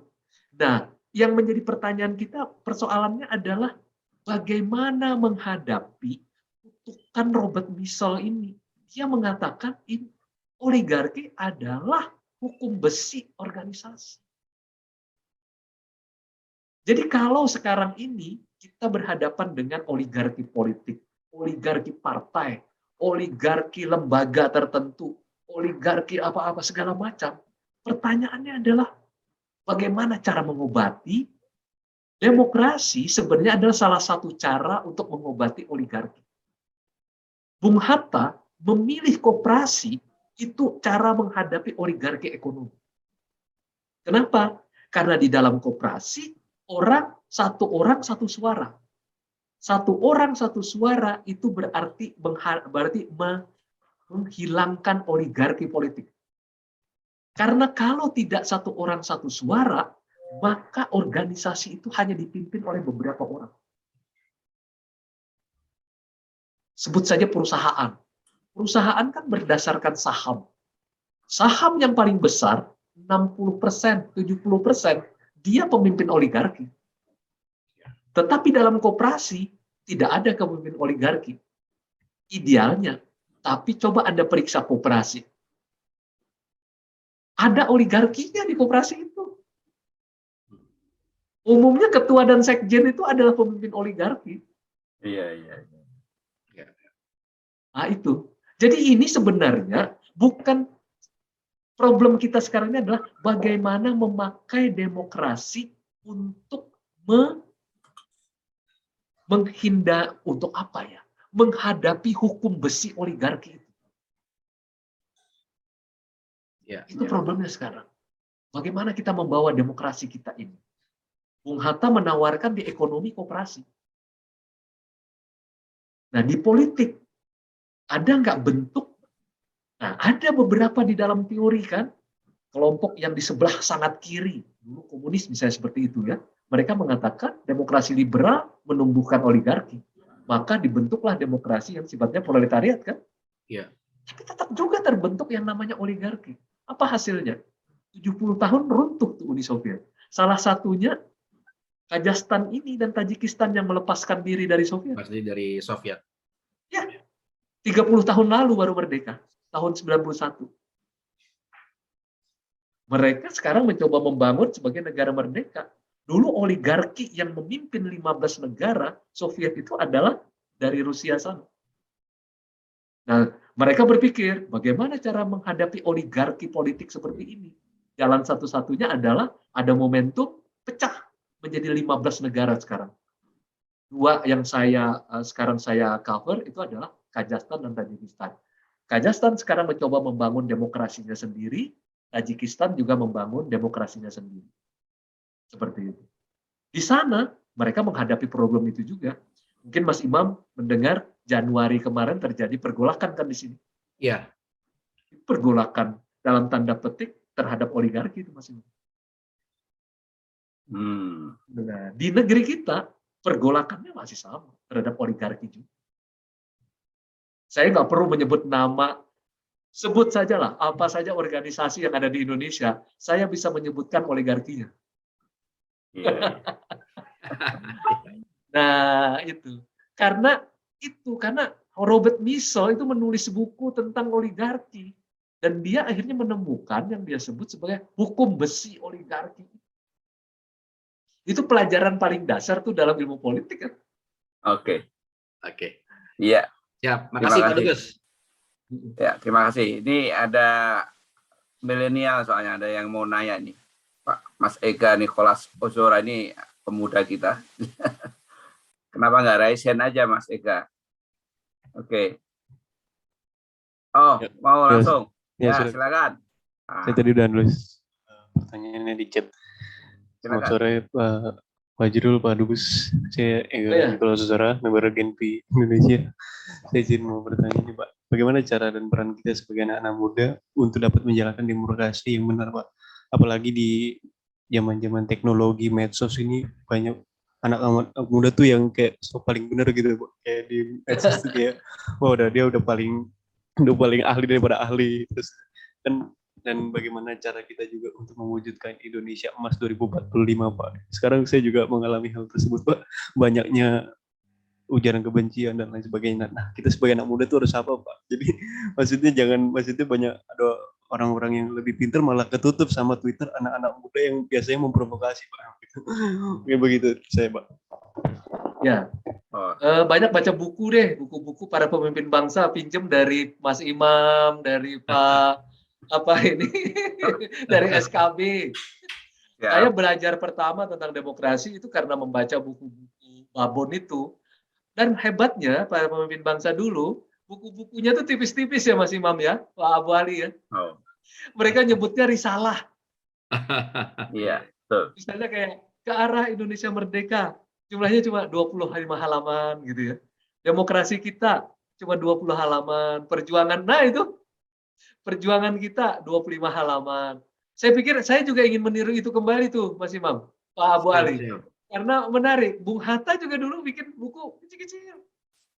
Nah itu juga menarik, jadi saya dulu, mungkin agak terlambat juga saya, karena ketika baru masuk di ITB, baru saya kemudian mencoba membongkar lagi semua hasanah kekayaan pemikiran para bapak-bapak bangsa kita itu, lalu kemudian saya belajar. Saya mencari benang merahnya. Yang tadi saya temukan adalah tentang integritas. Integritas kepemimpinan itu ternyata buat mereka itu nomor satu. Itu melebihi apapun di dunia ini. Jadi kalau kayak Bung Hatta itu, kalau mau ditukar dengan gunung emas pun dia nggak peduli. Tidak. Yang penting adalah integritas kayak begitu. Itu penting banget. Dan itu memang harus dilatih. Bung Hatta pernah mengatakan bahwa demokrasi kita itu karakternya sudah ada. Beliau mengatakan itu di desa-desa, terutama dalam bentuk musyawarah dia bilang. Jadi musyawarah di desa-desa itu menurut beliau adalah cermin dari demokrasi. Demokrasi desa, dan itulah yang menjadi beliau yakin bahwa di Indonesia ini bagaimanapun itu menarik menurut saya demokrasi kita itu. Beliau mengatakan kalaupun dulu ada demokrasi yang demokrasi terpimpin waktu itu ya, yang menurut beliau yang kurang demokratis, lalu beliau selalu mengatakan itu tidak akan lama, dia akan tergantikan karena kita sudah memiliki karakter atau dasar-dasar demokrasi yang berasal di desa-desa kita. Dan itu memang benar kan? Kita hampir di desa-desa memiliki karakter-karakter sendiri untuk memecahkan masalah. Termasuk juga bagaimana kita memecahkan misalnya problem-problem terkait misalnya kayak pela gandong dan segala macam. Semua tempat punya cara-cara sendiri. Dan Bung Hatta itu sangat yakin bahwa dunia desa itu adalah dasar dari karakter demokrasi Indonesia. Nah, kalau untuk anak muda, ini sekarang memang menarik menurut saya, mungkin generasinya siapa ini? Nicholas ini, Ozora, ini generasi Z sebenarnya. Generasi Z itu, generasi Z ini benar-benar baru berusia paling tua 25 tahun. Yang berarti di bawah itu, 25 tahun berarti baru lulus S1 ya. Ozora sekarang usia berapa? 18 tahun. 18 tahun berarti masih generasi Z, Zilenial. Z, Zilenial, yang paling tua dari Zilenial itu 25. Yang dari milenial yang sukses itu salah satunya adalah Nadiem Makarim. Kalau saya dari generasi X. Nah, umumnya menurut saya nggak mungkin kan saya menyuruh Ozora ke desa ya. Belajar tentang demokrasi desa yang digagas sangat disayangi oleh Bung Hatta itu. Tapi mungkin nanti lewat SKB mungkin bisa tuh SKB mendorong anak-anak muda seperti Ozora ini semacam KKN lah, kuliah kerja nyata SKB, kuliah kerja integritas di desa-desa, belajar tentang demokrasi desa yang menjadi dasar dari kehidupan ini. Walaupun sebenarnya di perkotaan bisa juga belajar tentang demokrasi. Tentu sekarang kan dengan adanya revolusi revolusi digital ini, orang-orang seperti Ozora ini merasa bahwa dia memiliki hak bicara, memiliki hak memproduksi apapun dan segala macam. Bahkan kadang-kadang memproduksi apa saja, kadang-kadang bahkan melanggar hukum sering terjadi juga. Nah, itu juga yang perlu dikembangkan, yaitu kesediaan untuk belajar tentang hak-hak asasi manusia. Itu penting tuh. Itu belajar tentang hak-hak orang, itu penting. Kebebasan, tetapi kan tetap juga dibatasi oleh hak-hak. Saya pikir cara terbaik itu mungkin belajar tentang, saya juga melatih diri saya dulu untuk belajar tentang hak asasi manusia, kemudian hak sipil politik, hak ekonomi, macam-macam seperti itu mendorong saya kemudian untuk menjadi lebih lebih dialogis, kemudian lebih mau menerima pendapat orang lain, lebih bisa bersedia untuk bermusyawarah, segala macam seperti itu. Melatih diri untuk menjadi demokratis, menghargai hak-hak orang lain itu menjadi dasar yang sangat penting menurut saya. Itu juga yang dikatakan oleh Bung Hatta tentang demokrasi desa, di mana setiap orang bisa mengatur kehidupan desanya berdasarkan apa yang mereka sampaikan, pikirkan masing-masing. Itu juga penting. Jadi pada intinya kan sebenarnya demokrasi kan itu. Di mana individu-individu menurut Bung Syahrir itu menjadi bebas, menjadi merdeka, dan dia kemudian menyadari apa yang menjadi haknya, hak sipilnya, hak politiknya, hak ekonomi, hak sosial, hak budaya, hak yang lain-lain, itu menjadi dasar dari kehidupannya. Menjadi lebih kompleks memang dibandingkan dengan demokrasi ala desa yang dikembangkan oleh Bung Hatta. Menjadi lebih kompleks. Dan saya bisa paham karena anak saya juga generasi zilenial dan termasuk sulit. Saya lihat dia mengembangkan diri dalam dunia yang begitu terbuka seperti sekarang ini. Tetapi kita tidak boleh juga menutup kesempatan pada mereka untuk mengembangkan diri. Jadi kalau saya sih berharap bahwa berpikir terbuka, Zora, berpikir terbuka dan bersedia menerima pikiran-pikiran orang lain, dan kemudian juga belajar berpikir kritis, sehingga dengan jalan itu kita bisa menghargai dan mengakui hak-hak dari orang lain, hak-hak individu yang lain. Saya pikir itu. Berpikir terbuka dan berpikir kritis itu sangat penting buat teman-teman muda untuk berlatih menjadi demokratis. Iya, luar biasa nih kuliah sore ini. Kita dapat banyak. Aduh, saya nggak kuliah ini, saya bertukar pikiran aja. Iya. Nggak bagi kita, karena kita namanya kuliah virtual, Pak. Jadi SKB. Saya senang banget, Mas Kus, karena betul. Karena Mas Kus mengidolakan idola saya, Pak Cokro, Pak Agus Salim. Jadi saya senang banget. Iya, terima kasih.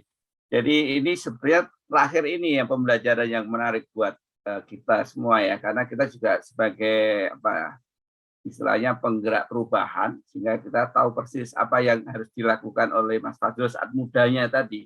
Dan itu ketika disampaikan ke Ega bahwa pertama ternyata harus senang membaca, itu prinsip. Yang kedua, berlatih berpikir terbuka, mau menerima pendapat orang lain. Tidak mudah loh itu.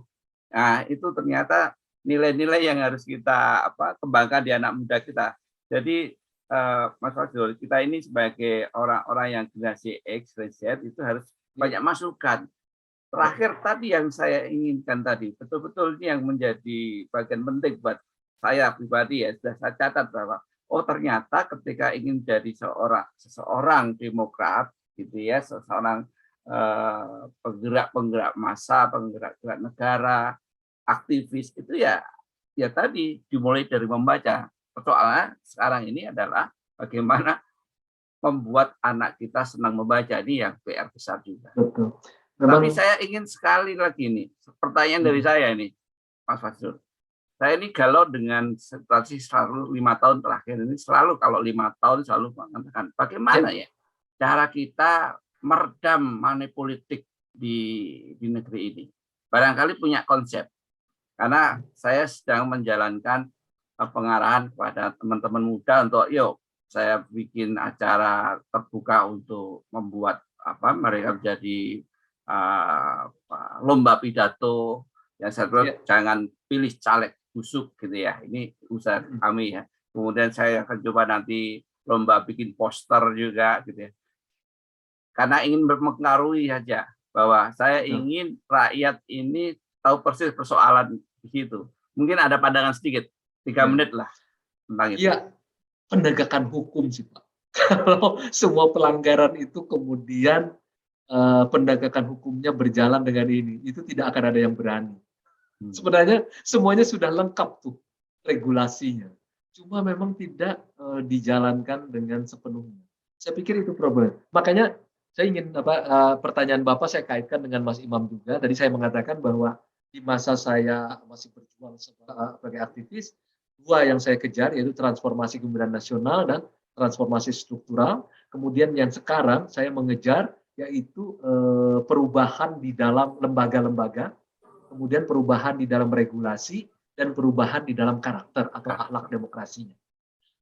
Indah sekali kalau habitus demokrasi atau akhlak demokrasi itu ada, Pak. Kalau ada orang ngasih uang, nggak bisa dong, ini kan suara saya. Saya penuh terhadap suara saya, tidak boleh ada orang yang mengubah pilihan saya dengan uang, atau dengan tawaran atau apapun. Itu indah sekali. Dan saya juga menyadari secara teori, ya benar, harus ada orang dengan akhlak demokrasi atau karakter demokrasi atau habitus demokrasi. Tapi supaya orang memiliki akhlak bagaimana? Jalan yang lain adalah menegakkan peraturan, membuat peraturan. Misalnya harapannya tuh begini, seperti di jalan raya. Ketika aturan itu sudah masuk ke dalam kepala kita, maka ketika kita melihat lampu merah, segera kita berhenti. Ketika kita melihat lampu kuning, segera kita berhati-hati. Ketika kita melihat lampu hijau, maka kita jalan. Idealnya sebenarnya peraturan itu melekat di dalam diri manusia, di dalam diri kita. Jadi kalau misalnya terhadap money politiknya kan sudah salah pasti kan. Itu berarti lampu merah. Itu berarti lampu merah, orang sudah nggak boleh. Tapi kalau misalnya tetap dia memaksa, kita laporkan kepada Bawaslu atau KPU bahwa ini ada orang nih yang mau menyuap saya. Nah, orang ini harus diselesaikan secara hukum. Idealnya kan seperti itu. Nah, karakter demokrasi yang kita inginkan itu mirip seperti kita di jalan raya itu, Pak. Kayak gitu. Kita tidak lagi merasa diawasi. Tidak lagi merasa dipaksa, tidak lagi merasa ada akan sesuatu gitu ya. Karena kita sudah aturan itu masuk menjadi bagian dari diri kita. Kalau pakai teorinya yang saya pakai itu Pierre Bourdieu, itu dia menyebutnya heksis. Itu menjadi tubuh kedua dia bilang. Jadi tubuh pertama adalah badan kita, tapi semua yang berada di luar diri kita, regulasi atau aturan itu menjadi bagian dari diri kita. Nah, ketika dia menjadi habitus kita atau menjadi heksis, maka itulah yang terjadi seperti di jalan raya itu. Nah, kalau ada kemudian orang yang melanggar, itu berarti itu belum menjadi bagian dari diri dia. Belum menjadi tubuh kedua dia. Harapan kita tentang demokrasi ini kan, semua regulasi demokrasi, semua nilai demokrasi, semua sikap-sikap demokrasi itu menjadi tubuh kedua kita. Jadi ini sebenarnya tulisan berikutnya buat Kompas. Saya ingin menyebut tentang tubuh kedua sebenarnya. Bahwa semua yang ada di luar diri kita, itu akan menjadi bagian dari diri kita, sehingga membentuk karakter kita. Saya pikir itu yang disebutkan oleh junjungan kita ya, Nabi Muhammad. Akhlak itu kan sesuatu yang berada di luar kita, kemudian menjadi tubuh kita. Sehingga misalnya kayak begini saja, kita sudah diajari untuk tidak mengkonsumsi misalnya makanan yang diharamkan gitu ya. Tubuh kita menolak tuh Pak. Mau dihadapkan seperti apa juga ya, itu tubuh kita menolak. Karena saya diajarkan dari kecil oleh agama Islam bahwa ini nggak boleh nih menyentuh makanan atau minuman seperti ini. Ketika itu dihadapkan dengan kita, tubuh kita menolak. Nah, menurut Bourdieu itu artinya heksis, menjadi akhlak kita, menjadi integritas kita. Makanya kalau menjadi pemimpin juga, ketika menerima uang korupsi, tubuhnya menolak. Loh, ini bukan integritas saya. atau dia mengorbankan prinsipnya. Dia bilang, ya udah kalau kayak begitu kamu 3 periode aja. Kalau orang yang di dalam tubuhnya, tubuh keduanya adalah tubuh demokratis, dengan segera dia mengatakan, oh enggak, tubuh saya menolak, karena itu memang bukan bagian dari tubuh saya. Itu bukan tubuh demokratis. Nah, jadi seperti itu. Jadi tubuh demokratis itu seperti tubuh di lalu lintas, Pak.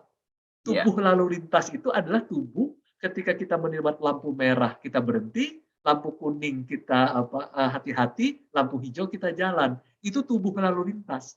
Dan dia menjadi tubuh kita. Tanpa kita sadari, nggak ada. Kita tiba-tiba aja melihat lampu merah langsung berhenti. Padahal kalau kita langgar juga, emangnya ada masalah apa? Misalnya kayak gitu ya. Makanya ada orang, kalau jalan itu ya, jalan sepi gitu ya, tetapi tetap ada lampu merah hijau dan ini, lampu merah hijau, merah kuning, dia berhenti aja, Pak. Walaupun nggak ada satupun kendaraan yang lewat. Karena tubuh lalu lintas itu sudah ada di dalam dirinya. Iya. Nah, itu. Nah, kalau yang lain kan begitu. Wah, lihat kosong langsung terobos. Nah, kayak gitu. Begitu juga, Pak, tentang yang tadi, money politik. Money politik itu tubuh, itu bukan bagian dari tubuh demokrasi. Bukan. Iya. Dengan, kalau kita punya tubuh demokrasi, maka dia akan tertolak dengan sendirinya. Sama seperti saya bayangkan saya katakan tadi, karena saya diajarkan tidak memakan satu binatang tertentu ya sejak kecil karena saya Islam, makanya ketika saya melihat makanan itu ada di depan saya tertarik pun tidak. Karena tubuh agama saya mengatakan di sini saya menyebutnya sebagai tubuh agama ya. Tubuh agama saya mengatakan enggak, itu bukan bagian dari tubuh agama saya. Iya. Nah, jadi ada 3 tubuh nih. Ada tubuh lalu lintas, ada tubuh demokrasi, ada tubuh agama. Iya. PR kita tinggal internalisasi ke rakyat ini ya. Iya. Oke. Tapi belajarnya dari Pak Cokro, Pak Agus Salim. Bagus sekali. Baik. Terima kasih nih Mas Hasrul, luar biasa ini sudah melebihi waktu yang saya janjikan. Terima kasih sekali, dapat banyak. Inginnya sih panjang-panjang nih, tapi kayaknya teman-teman kayaknya sudah mulai mau mempersiapkan buka puasa. Ya, betul. Terima kasih banyak. Buka puasa di terima jam kasih 8. sekali nih Mas Hasrul, waktunya. Makasih Pak Dubes, makasih. Terima kasih Pak Dubes, makasih. Dan Pak Dubes. Terima kasih banyak Pak. Kalau kita tepat kita undang lagi berkenan. Terima kasih banyak Pak Dubes. Terima kasih banyak. Saya kira itu teman-teman. Terima kasih. Saya tutup dengan Assalamualaikum warahmatullahi wabarakatuh. Waalaikumsalam warahmatullahi wabarakatuh. Selamat berbuka puasa. Terima kasih. Selamat berbuka puasa.